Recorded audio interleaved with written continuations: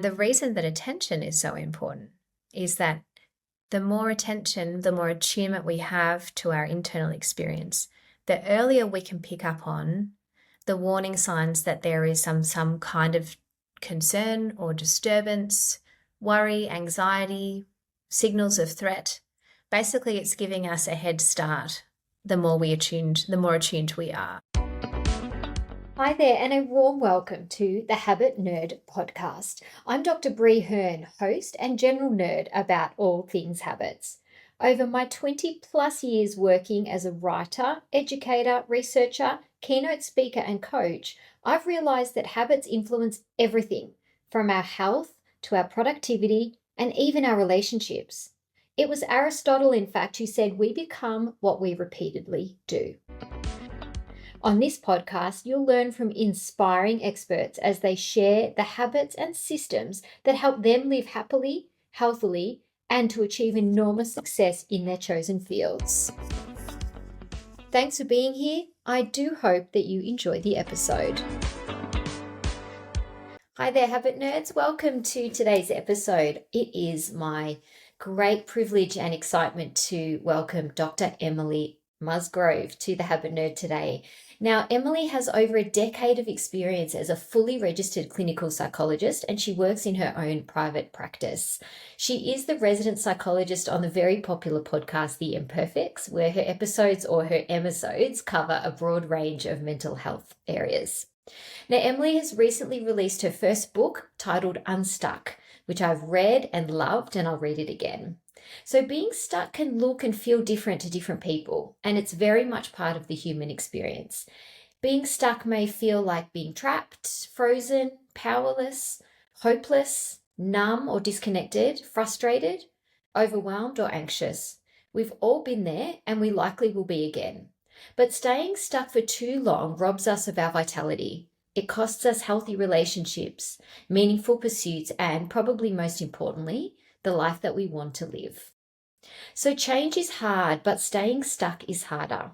The theme of this podcast, as my listeners know, is habits. So I'm hoping that the alignment with your wonderful work, Emily, in the book is some actionable ways to become unstuck from unhelpful habits and habits that are out of alignment with our values.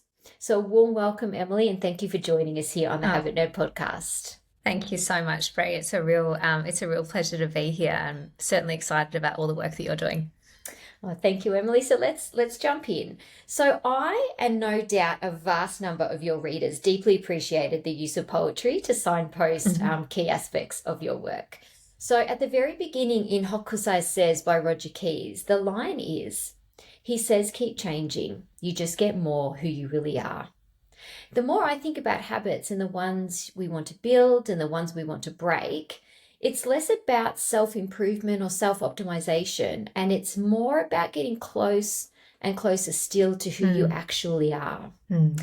There's also a link here to Andre Agassi's message in the book that, this idea that information doesn't lead to transformation and that the missing link is our encounter. So our encounter with ourselves, and then how that has the potential to lead to transformation. Yeah. So I love in the pages of Unstuck, as you say, are an invitation to directly encounter yourself. So Emily, your book talks a lot about values, about highlighting what's of importance to us personally, and you make the very clear distinction between goals as something to achieve and our values. So my first question to you is, how might a person go about setting goals that are in service of our values?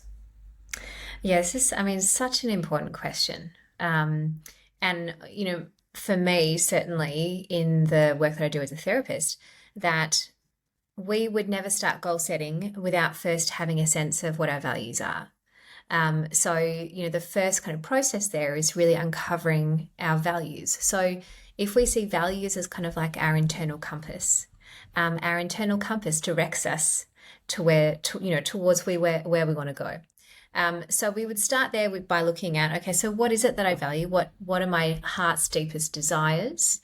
And there are a number of processes in which we undertake to really elucidate and find clarity around those. And then once we know them, we have this map. And so if we see values as like heading west, the west is an ongoing direction. So we never reach it. It's an ongoing direction that allows us to know where we're going. But we can never tick it off. So, for example, we can never say, yes, I have reached the value of curiosity. I've finished for my life and now I'm good. It's absolutely not about that. So a values is this ongoing quality of behavior. The goals are like the mountains, the valleys, the rivers that we traverse in order to keep heading west. It's a really helpful distinction. So a goal we know we can definitively tick off. It's very concrete. It's tangible. We know definitively, yes or no, have I completed this? Whereas again, like a value, for example, like curiosity, we can't ever say yes or no, I've definitively completed this. It is an ongoing quality of behavior. So yes, absolutely, we start with our values. And then once we have some clarity around that, then we can look at, okay, so how can we go about creating action that is in support of our values, and that's where we come to the goal setting. Do you have some helpful examples for our listeners around setting goals that would be in service of our values? Yeah, absolutely. So I think one of the things that can be really helpful, obviously once we have our values, is also to break down kind of domains of life. So there's some really useful examples in the book around particular domains, but even just briefly for today, it could be something like a work domain. It could be the domain of leisure. It could be the domain of relationships. So we can choose one of those to begin with. And then within that domain, we go, okay, so what are my values in this domain? Now, with respect to something like, hypothetically, if we chose work, a value might be in that area might be courage. And so a value would be that I'm really keen and really interested and invested in working courageously. So if we were to look at that, then we could say, okay, so what might be some goals that would support that in action? So how would we know, for example, like if I could see you at work, how would I know that you were acting in accordance with the value of courage? So we might go, okay, so some examples could be that a goal might be that I am going to put my hand up to do a public speaking event, for example. Or I'm going to put my hand up for a promotion, for a new task, a new job. I'm going to put my ideas forward in a meeting. So I guess what I'm kind of really emphasizing there is that there are a myriad of ways in which we can support one value. There's no one goal or one pathway to being in line with that value there. So it really it requires us to give some space to really brainstorm and think about, how am I going to show up to this value? That's enormously helpful. So you've used a common one, courage, in the work domain. How would someone know that courage is something that they would like to employ more of as a value in their work, and not integrity or not something else, for example? Well, I think that kind of hits on an important point, and that is that our values are unique to us and they are actively chosen. So and this is hard work. They're not the values that we think we should have or the values that people have told us we should value. So that, does require a bit of work to uncover, is this authentically mine? Am I really, is this actually deeply important to me? And often, one of the ways, I think, very tangible way of looking at, is this mine, is to think about the people that inspire you. And to think about the models that you have in your life. So what is it about this person that I really feel a sense of gratitude or inspiration towards? And so it might emerge there that I see, I really admire that person because they take risks. And that might be an example of courage. But on the other hand, we could say, okay, so perhaps courage isn't high on the agenda for us. And in fact, it could be something else. It could be like strong leadership, for example. It could be honesty.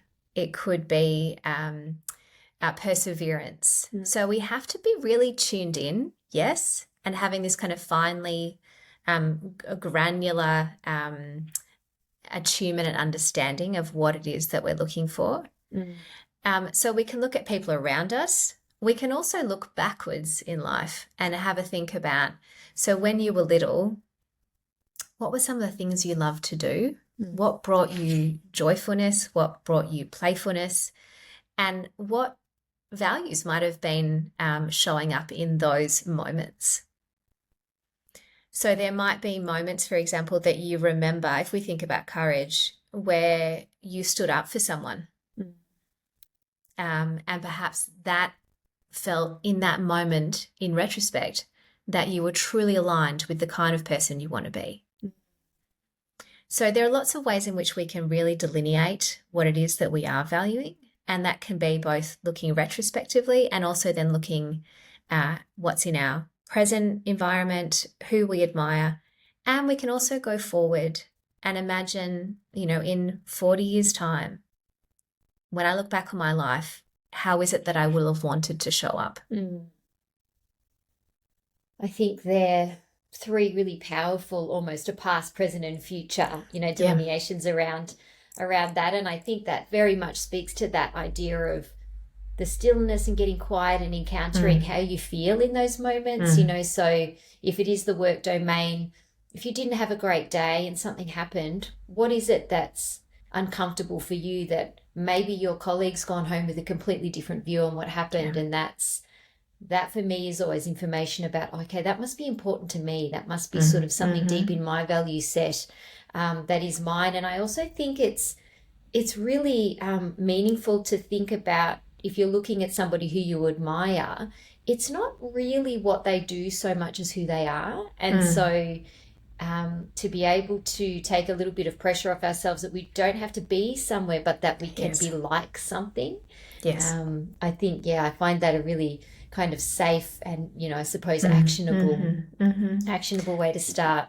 Yeah. And it is, I think that's such a great point. It's not about what people are achieving that we admire. It's usually the quality of behavior with which they've reached that thing that we admire most. So it's how people have gone about achieving those certain outcomes that we will often look towards as being more important than the actual outcome in and of itself. And what happened or what they did. Yes, I agree.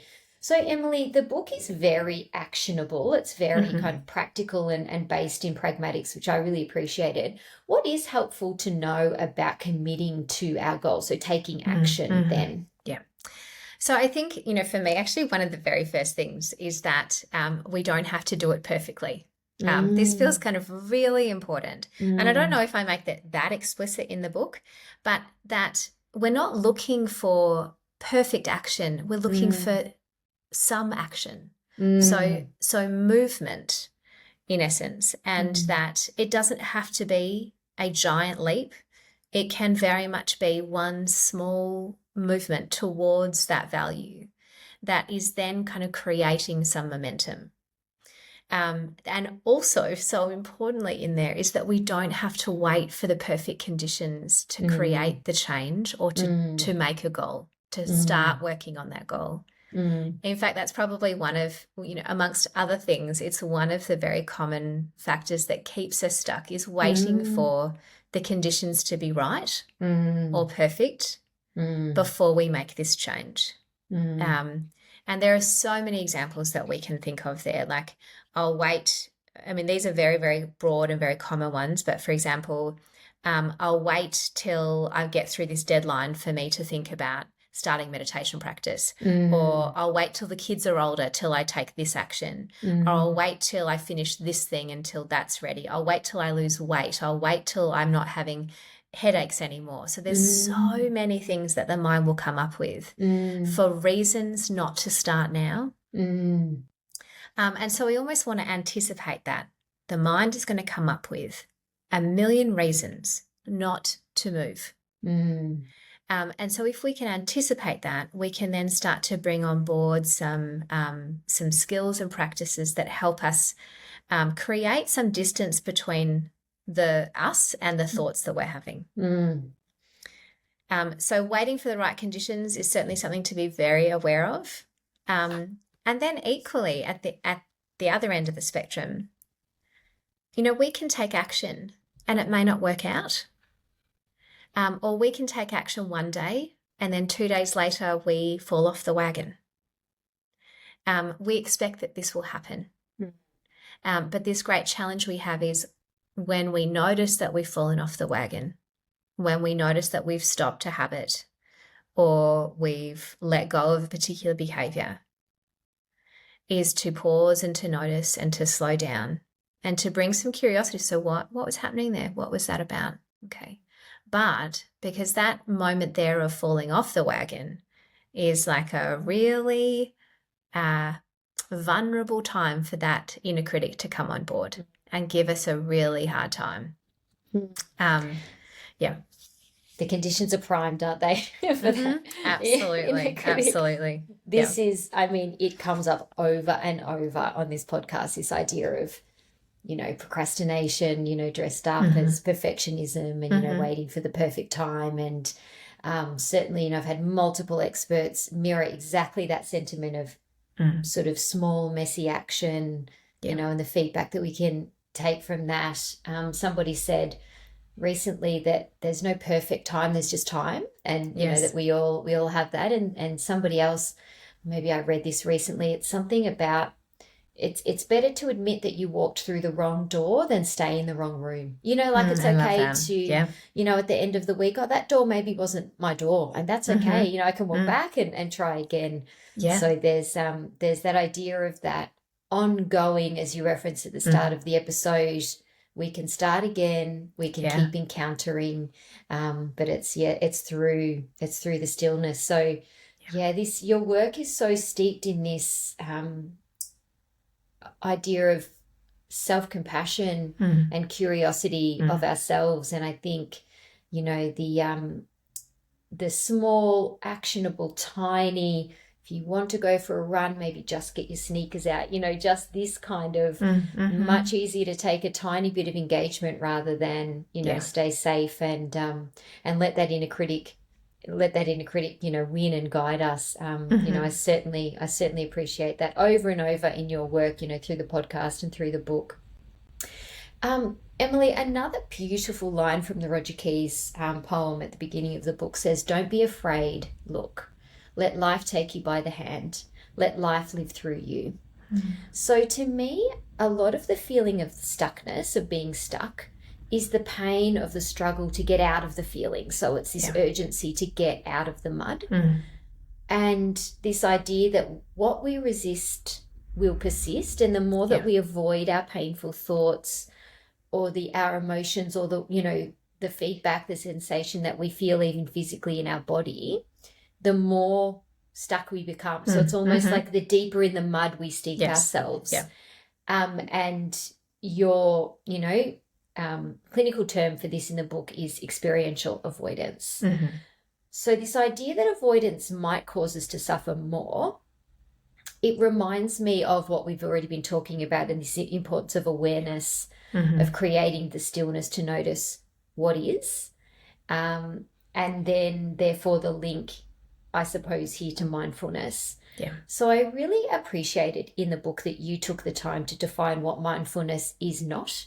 A lot of contexts that I work in, when I'm speaking or coaching, mindfulness gets lumped in with meditation, as in meditation and mindfulness. It's almost like people put these two M's together. And the reason I'm troubled by that is that it feels like something extra to do, like that there's a start and a stop, and almost that you could set a timer to be mindful.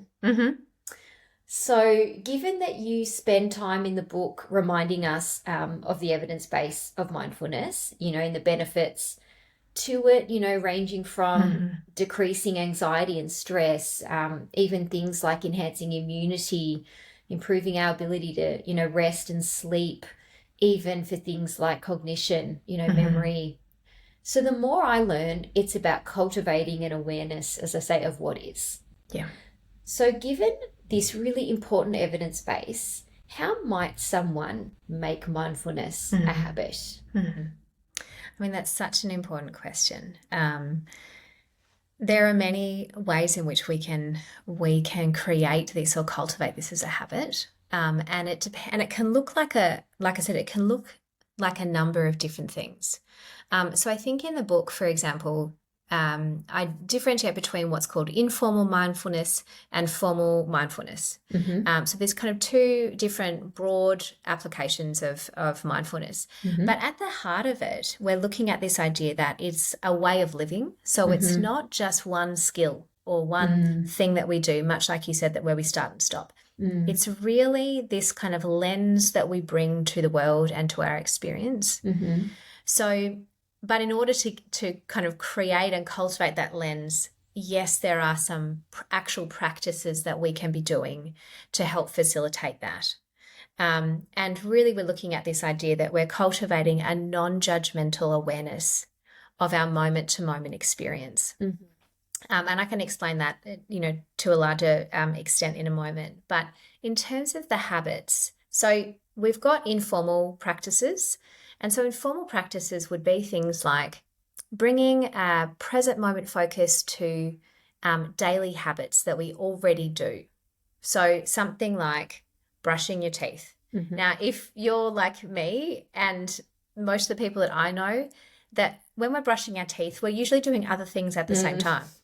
Like you take the opportunity maybe to clean the sink or to listen to something on your podcast, or you're putting away clothes as you're cleaning your teeth. Now, I get that. I absolutely do. There's this drive for efficiency that sits in and amongst all of the things there that are important.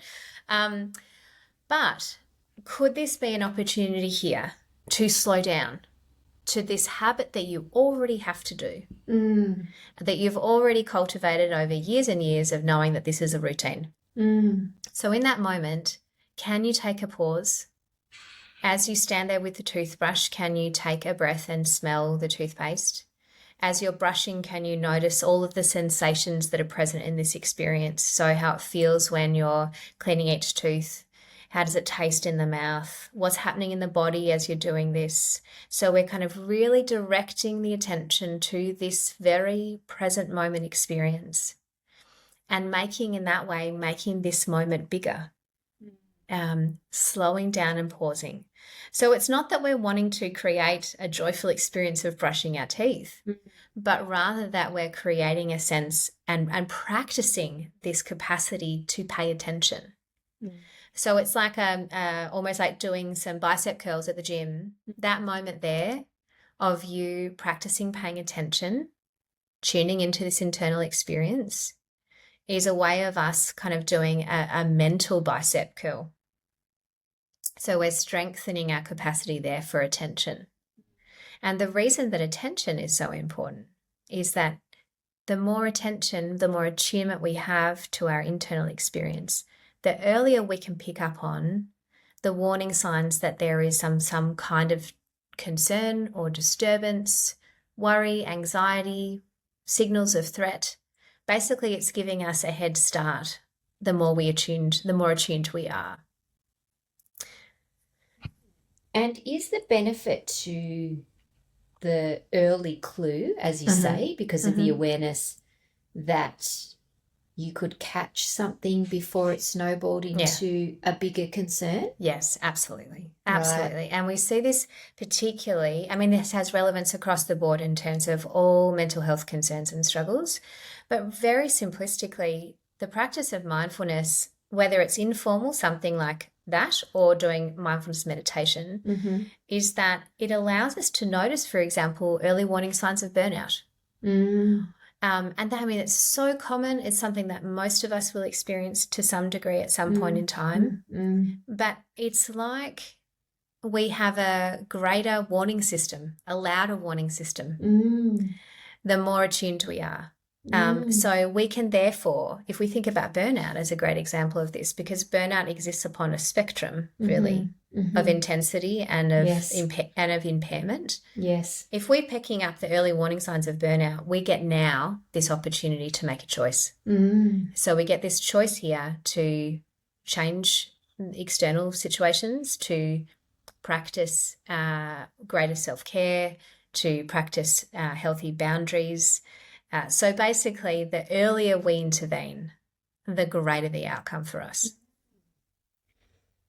Wow, that is very, very impactful. And I want to use a specific example as to why. This is one of my favorite things about this podcast. So the back and forth exchange with you, so this dialogue that I'm having with you, I could never have imagined that the teeth brushing example would come up. And the reason it's important is because I use that example for lots of different reasons around a habit or a behavior that is established and helping people understand that it's because the cue is already there, that you've got the reps in across your whole life, that it is, you get the reward of the clean teeth and it is embedded in your routine. I've also used it in habit stacking if you want to embed something like a gratitude practice, that you could do that whilst you're brushing your teeth. But all of that in the same example as you've used at the very beginning of, you might be cleaning the sink, or sometimes I find myself picking my outfit for the day whilst I'm brushing my teeth. So I'm in my wardrobe, mentally putting together my outfit. All of that is steeped in a productivity that is taking us away from this awareness. So what I really need to catch myself with is even that question that I asked you, what is the benefit, Emily, of the mindfulness while we're brushing our teeth, is almost, it's something that I need to be more aware of in myself, that yes, but what side benefit am I getting from the brushing of the teeth and the mindfulness? But actually what you've just said is the awareness and the importance of tooth by tooth, taste of the toothpaste, feeling of the brush on your mouth, is actually the habit that you might create to create more awareness and stillness across other parts of your days. So absolutely. And to reference the thing that we just covered, is that it would be an actionable, tiny, easy thing to do that doesn't feel like, as I said, something else on the to-do list. Absolutely. I think that feels so spot on. And, you've really hit on something that is really crucial in my mind in terms of understanding the impact of mindfulness, or any kind of contemplative practice, any practice that allows us to slow down. And that is that it's not the benefit just in the moment. So you might get a benefit physiologically of slowing down. So we've stepped off that rushing mode, for example, and that in of itself might be helpful. But you're absolutely right, and that is that practice generalizes across the day. So it's a skill that you're then being able to, even unconsciously, be employing in many, many circumstances, if we're doing this as a consistent practice. And it's one of the benefits, I suppose, of mindfulness being something quite comprehensive, in that we would be able to think about the spillover effect. I would imagine after you've had some quiet time cleaning your teeth, then when you're out in the kitchen helping your children prepare breakfast or get ready for school, there is hopefully less frenetic energy and more of a calmness that you could bring to that experience. And then maybe the making the breakfast would be another opportunity to be mindful around around that. Yes, absolutely. I think it can be hugely resourcing, and at that moment what it does is it steps us off automatic pilot, and brings us into what's called the being mode rather than the doing mode. And so in the doing mode and on automatic pilot, we are much more vulnerable to reactivity.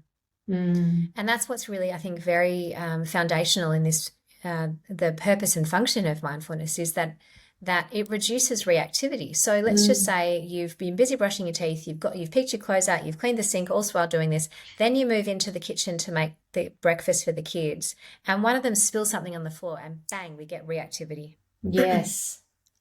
And now, hypothetically, So this has happened, and now this inner critic is like, God, why are they doing that? I now don't have time for this. There's a fight-flight mode activated in the body. And we see this cascading then of how something like that doing mode is actually going to then have quite an impact across the day.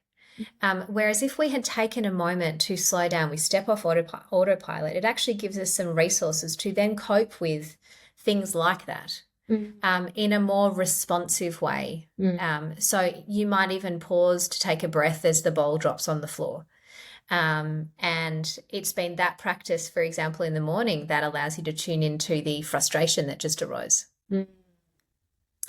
So it's very multifaceted, but it can, as I said, like the more attuned we are, the more helpful it will be in other circumstances across the day. I really like that term, resourceful or resourcing. I think that's hugely helpful. Now, Emily, on the imperfects, particularly the vulnerability house episodes, which I know you aren't a part of, but I'm sure you're more than aware of, they have the cards that the guests pull as prompts to talk about topics of vulnerability to them in their own experience. And like your episodes, they are very engaging. And I think part of it is that there is an interactive sense that when a guest pulls a card, I, as a listener, think about what my answer might be. And I think that's part of the joy of those episodes. The card that makes me feel sick to my stomach, though, and that hardly anybody ever answers, is one that says something like, what would you be afraid that people would say about you when you're not around? And the reason I think that is so terrifying is that it makes me bring that inner critic, that mean voice out into the light. And it's, I suppose, shining that spotlight on what it is that I don't like about myself and what I'd like to change. So it's this idea of the inner critic. So in the book, you give a range of helpful strategies to work towards this cognitive defusion, which is not believing everything that we think, and developing a different relationship to our thoughts. And we all have them, don't we? We all have the inner critic. So my question to you is, when is this inner critic helpful, if ever? And how do we know when the inner critic is causing us harm? Yeah, that's such an important question. So I think, for me, and this is certainly something that we would do in therapy quite extensively, is to first of all understand, when there's two parts, that there is a very adaptive function to the inner critic, and that inner critic will have played a very important role for you as a child, most likely. And so if we think another way of looking at the critic is basically like judgment. So this capacity to be able to assess threat and to judge safety and to judge, how we can move around in the world. So we need judgment. We need judgment, for example, to know when it's safe to cross the road. Or that it's not safe to walk down that dark alley. So we do need this discerning judgment in there to be able to function well in the world. But specifically the role of that kind of punitive inner critic, the one that really comes on board and gives us a very, very hard time. I do really want to emphasize that at some point or another, that critic will have been helpful. So it might have been, and this is a very complex area, and that in therapy it takes quite some time to uncover or to work with. But that, for example, let's just say that you grew up in an environment with a rather punitive parent. And so that parent would yell and get angry if you did something wrong. And so as a kid, when you hear that, first of all, for a child, that can feel scary. To hear that angry voice. What can often happen is that child will internalize those words from that punitive parent to become their own.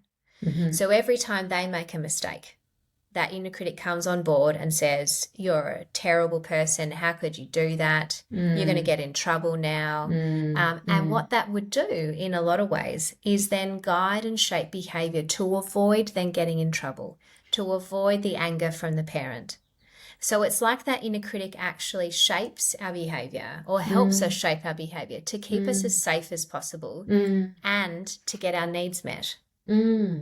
So in a punitive parent environment, the way in which that child may have learned to cope is to be the good girl or the good boy, to fly under the radar, to be polite and compliant, and that may cause have been any trouble. Exactly. Yeah, that may have been a way in which that child learned to cope and adapted to that environment to avoid the parent's anger. Okay, but then as we grow up and emerge into kind of late adolescence and adulthood, is that internal critic, the one that gives us a hard time if we've made a mistake, is actually no longer serving us anymore. In fact, it's bringing about, often for a lot of us, a lot of suffering and a lot of struggle. So it's almost as though, we've outgrown the armor that was once used to protect us. It's now not fitting and it's actually causing us pain. So it's very important work, the understanding and working with the role of the inner critic, but it is entirely possible. So one of those first things is to really kind of bring this curiosity to what is it that my mind is telling me. We can then ask something like, where did I learn that from? Like, who does this sound like? How long has this voice been around for? When do I remember it showing up for me? How has it helped me in the past? How does listening to it now help me? And I think that's kind of a really important one. So when I listen to that and hold on to that thought and believe it to be true, let's just say that you're a failure, hypothetically, as a thought. You're a failure, you can't do this. Now, if I hold really tightly onto that thought and I believe it to be true, how does it change or direct my behavior? Does it mean that I don't put my hand up for a promotion? Does it mean that I stay home when there's a function on in case I get exposed to being a failure? And then, so in essence, when we hold really tightly onto those thoughts and fuse with them, so we believe them to be true, it does what's called narrow our repertoire of behaviors. So it basically narrows our choice of behavior. Because our behaviors are then driven to, in some ways, avoid the discomfort and pain of that voice. Whereas if we loosen to the grip, we actually expand our options. Right. So narrowing would be avoidant behavior, drinking, overeating, scrolling, whatever. Absolutely. And expanding would be examples of what? So expanding would be something like, let's just say you did have a belief or a thought that was very much pushing you around that I can't do this.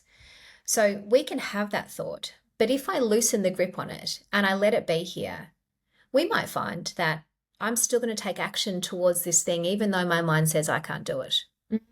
So it's literally like it expands the horizon of possibility. So I could still go and try this thing, even though my mind says I can't do it. Right. Or it might mean that I go and speak to someone, like a friend, for example, that I'm having a really hard time. This voice is giving me a bit of a hard time. What do you think? Instead of it being only one choice here, and that is that in order to get rid of the pain of this voice and the suffering that it brings, I'm going to stay home. I'm not going to try that thing. And in order to avoid the feelings of shamefulness that come up with that, I'm going to drink, I'm going to scroll, I'm going to stay in bed, any number of avoidant behaviors. Yeah.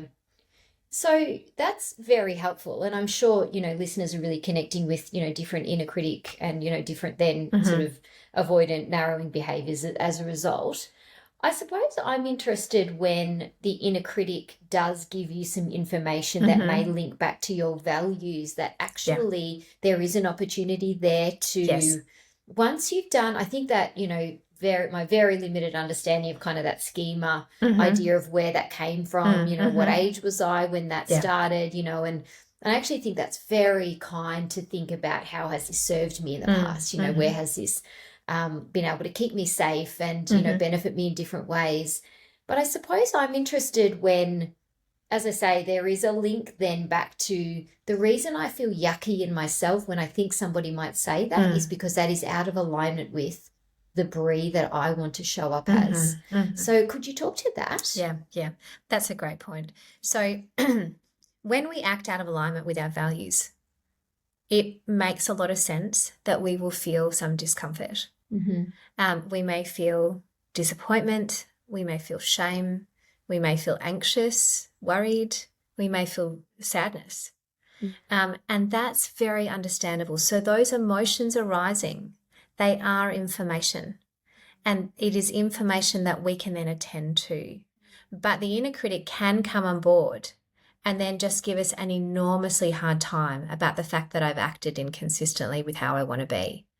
And so there may be a message from the critic that is helpful, but it's often the tone with which we speak to ourselves. So it might be something like, Brie, such an idiot. Why did you do that? Like, what's wrong with you? That's not the kind of person you want to be. Versus, that would be this kind of critical tone that arises here, very judgmental tone. Whereas if we had a compassionate, if we took the message from that critic and we turned it into a compassionate message, it might be, oh, Brie, that is really tough. I can hear that this really hurts, that you've acted inconsistently with the way you want to be. And that is really hard. What can we do differently next time? How are we going to show up? What action can we take next time or differently? So there is a message within the critic sometimes, but we need to think about how it is that we talk to ourselves in that way. The tone in which it's delivered. Yes. Yeah. That's very moving to think, almost as if to put yourself in that 7-year-old body, or to put yourself in the body of, a friend or a family member who you love. And even as you were saying my name, then I was thinking it might be helpful for me to use my name. And then Absolutely. It's almost like that distance of like, oh, Brie, that's unfair, or, you're struggling with that. As opposed to I, because then maybe I'm part of the problem. Whereas if I step 100%. Aside, had you not said Brie, I probably wouldn't have thought, oh, maybe I could say Brie. Look, I mean, I personally use my name often, and I will do, this is a practice of self-compassion as well. It's something like I will place my hand on my heart and say, Emily, gosh, you're having a really hard time. Or, this is just this gentle reminder here that this is not how you want to live your life here. And if we look at, I think I give the example in the book actually of how like a child will learn a new task or a new skill. Yes. And the example in there I think is about learning to ride a bike. And there are 3 scenarios, and basically, so you imagine this child's riding the bike and they fall off, and their parent is there, and the parent comes storming up to them and says, what the hell is wrong with you? You know how to ride a bike. You should be better than this. All the other kids in your year are riding a bike. Get back on. Yes, exactly. Yes. Yeah, you should know by now. You better get back on that bike because all the other kids, they're already riding their bikes. Okay. So then we've got that kid, and then we've got another kid in the middle, and they fall off their bike, and then the parent comes up and says, oh, that looks really tough. That looks like it really hurts. Let's not worry about it for now. Let's leave it and we'll go and do something else. Now, that is an example there, yes, of kindness and nurturance, but there's no action there. So this is kind of like actually a passive response, really, to a mistake that we've made. That is an example of what we say is like letting ourselves off the hook. Yeah. And not having accountability. We might have nurturing, but we're not accountable. Yes. So then this third option arises, or this third child-parent scenario arises, and that is that the child falls off the bike and the parent comes up and says, gosh, Em, that looks like that really hurt. Come here, give you a cuddle. I know that this is really hard and you're working so hard to learn this new thing. And I also know that you really want to do this because you want to go riding your bike with your friends. I get that. So what can we do now that would help? Like, would you like me to stand by you whilst we're doing this? So what we're doing there in that last example is a compassionate response. And that is that we nurture, we offer kindness and validation, and we also, this is really important in compassionate work, that we're also still being accountable and taking action. So really kind of we're looking at there is that the first parent is this critical punitive parent that tells us all the terrible things. And that child may learn to ride a bike, but they'll be driven by fear.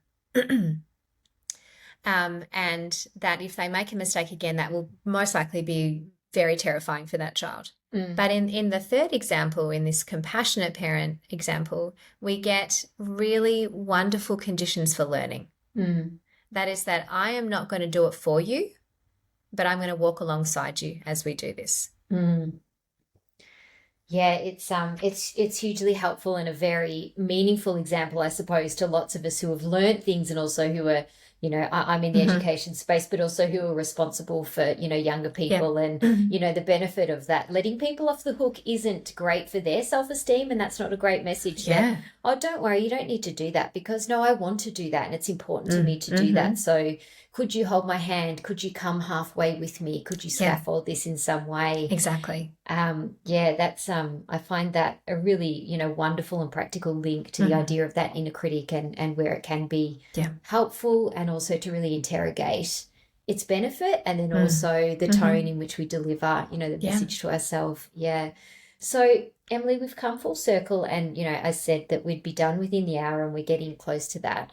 I just want to acknowledge though that writing the book must have been, difficult in terms of writing a book, of course, but I can imagine somebody who works clinically with individuals, it must have been difficult to try and make this practical and actionable for the masses.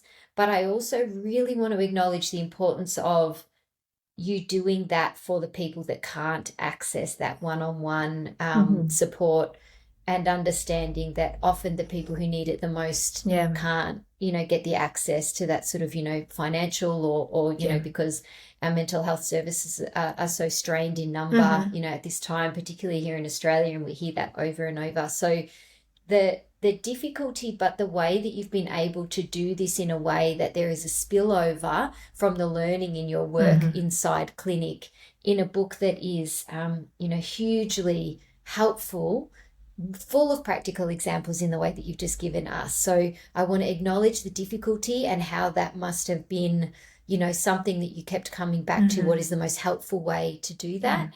And thank you that, that you've done it in such a helpful way.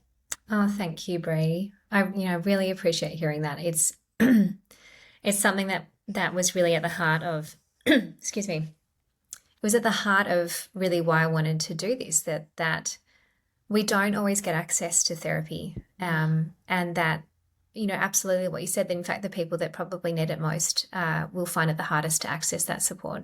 And so my hopefulness was that this could be a guide that people can return to, and that you might read it once and take from that what you need, but you might find that you come back to it again and again, and that you use that almost like a little bit like a map.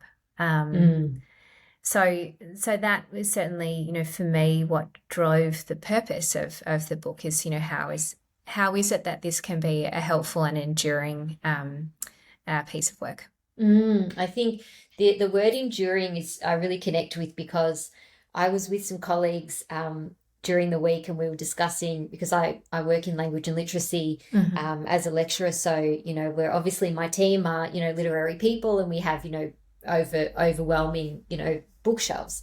And we were discussing when we know to get rid of a book. And we were discussing the idea of books being performative, fiction books being performative, and almost, that whole aesthetic value of books, which of course, there's merit in that. And I certainly, am someone who loves the look of books on my shelf too. But yours is a book in terms of this enduring. And that was my example. I said, if I want to go back to a book, whether it be fiction or nonfiction, it stays. Some books, have a one read life, and then they need to go to somebody else. And, there's always somebody in my head who I know will enjoy that book. But yours is, there's a reason it's full of post-it notes for me, not just for this interview, but also because I know I will go back and return to it at a different time. So, I want to congratulate you on producing something enduring in that way that will stay on my bookshelf and will stay on many other people's bookshelves as well. I'm so thrilled to hear that. Thank you so much, Bree. So, Emily, this has been such a pleasure and a thrill to meet you. You were just as wonderful as I knew that you would be. Aww. I do have to share a funny example from yesterday. I think when I connected with you a few weeks ago, I put in my email that, I love listening to you because you've got sort of this calming and very, soothing tone and, messaging that I find really comforting, but I suppose actionable. And when I put on my Instagram story yesterday that I'd be interviewing you today, two separate people, and this is the joy of my life to hear this, two separate people said, Bree, when I listen to Dr. Emily, she reminds me of your voice, and use words like soothing and calming. And I said, I don't think I can take that, but it was truly the biggest compliment that I could have received. That the way that I hear you, even if it is the sound of your voice, is the way that other people might hear me. And so that's so great. Yeah, that was the most wonderful. That was the most wonderful endorsement of anything I could do. So anyway, thank you a million times, Emily, for your work. It's my pleasure. And for your time today. Thanks so much, Bree. Thank you for tuning in to this episode of The Habit Nerd. I hope you found some new inspiration, learned something new, or gained a fresh perspective. If you did enjoy the episode, I would be really grateful if you could please leave a 5-star review, as it helps the show get in the ears of new listeners, plus it should only take you 5 seconds. If you're keen for more tips and insights, then head over to Instagram and follow Habit Nerd.